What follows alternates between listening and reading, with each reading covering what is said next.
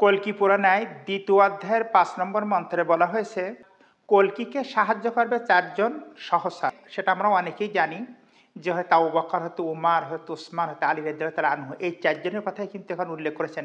আসসালামু আলাইকুম রাহমাতুল্লাহি ওয়া বারাকাতুহু। আলহামদুলিল্লাহি রাব্বিল আলামিন ওয়াসসালাতু ওয়াসসালামু আলা সাইয়্যিদিল মুরসালিন ওয়া আলা আলিহি ওয়া আসহাবিহি আজমাইন। বন্ধুরা, আপনারা জানেন যে এটা মাহে রবিউল আউয়াল মাস চলছে। এই মাসটায় বিশেষ করে নবী সাল্লাল্লাহু আলাইহি সাল্লামকে বেশি বেশি করে স্মরণ করা হয়। কেননা এই মাসে রাসূলুল্লাহ সাল্লাল্লাহু আলাইহি ওয়াসাল্লাম দুনিয়াতে আগমন করেছিলেন, আর এই মাসেই তিনি দুনিয়া থেকে বিদায় হয়েছিলেন। আমি আজকে যে বিষয়টি নিয়ে আলোচনা করতে যাচ্ছি সেটা হলো, রাসূলুল্লাহ সাল্লাল্লাহু আলাইহি ওয়াসাল্লাম যে দুনিয়াতে আসছিলেন, এটা কি শুধু কোরআনের ভিতরে সীমাবদ্ধ বা হাদিসের ভিতরে সীমাবদ্ধ? তা নয়।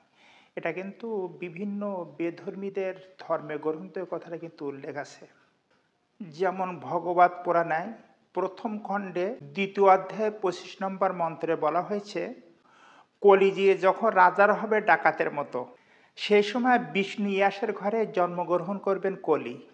এছাড়া কল্কি পুরাণায় ২য় অধ্যায়ে ৪ নম্বর মন্ত্রে বলা হয়েছে, বিষ্ণু ইয়াসের ঘরে মহাত্রিদয়ের ব্রাহ্মণ শামবালা গ্রামের প্রধান তার ঘরে জন্মগ্রহণ করবেন কল্কি, এবং তিনি জন্মগ্রহণ করবেন মাদক মাসের ১২ তারিখ। এটা সাংস্কৃতিক ভাষা, রবিউল আউয়াল মাসের ১২ তারিখে।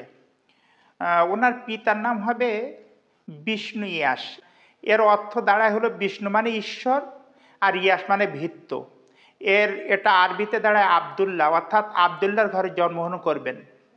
এবং শামবালা গ্রামে, এই শামবালা শব্দের অর্থ হলো নিরাপদ স্থান, প্রশান্তি জায়গা, অর্থাৎ মক্কা নগরীটা প্রশান্তি জায়গাটা। এবং তিনি জন্মগ্রহণ করবেন সুমতি। সুমতি অর্থ হলো প্রশান্ত, অর্থাৎ হলো আমিনা। এই আরবিতে দাঁড়ায় হলো আমিনা, অর্থাৎ আমিনার গর্ভে উনি জন্মগ্রহণ করবে। এবং তিনি হবেন অন্তিম ঋষি, অর্থাৎ হলো শেষ নবী। ওনার পরে আর কোনো নবী আসবে না। কল্কি পুরাণায় ২য় অধ্যায়ের ৫ নম্বর মন্ত্রে বলা হয়েছে, কল্কিকে সাহায্য করবে ৪ জন সহচর। সেটা আমরা অনেকেই জানি যে হয়তো আবু বকর, হয়তো উমার, হয়তো উসমান, হয়তো আলী রাদিয়াল্লাহু তাআলা আনহু, এই ৪ জনের কথাই কিন্তু এখন উল্লেখ করেছেন। রাসূল সাল্লাল্লাহু আলাইহি ওয়াসাল্লামের সহযোগী হয়ে শত্রুদের বিরুদ্ধে লড়বেন। এবং এনার হাতে থাকবে হলো একটা তলোয়ার, এবং বলা হচ্ছে যে ইনি সাদায় ঘোড়া চড়বেন। ঈশ্বর তাকে অতি উৎকৃষ্ট গুণাবলী দিবেন। তার ভিতরে ৮টি গুণাবলীর কথা এখানে উল্লেখ করা হয়েছে।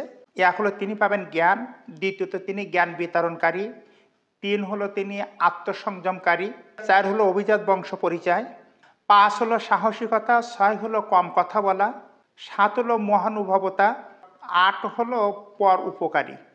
এই ৮টি গুণ কিন্তু আমাদের নবী সাল্লাল্লাহু আলাইহি ওয়াসাল্লামের মধ্যেই বিদ্যমান ছিলেন। মোটামুটি বিষয় কিন্তু অন্যান্য বেধর্মী ধর্মগ্রন্থে উল্লেখ করা হয়েছে। সম্মানিত দর্শক শ্রোতা মণ্ডলী, এ ছিল আমাদের আজকের ভিডিওটা ভালো লাগলে লাইক দেবেন। পরবর্তী কোনো ভিডিওতে দেখা হবে ইনশাআল্লাহ।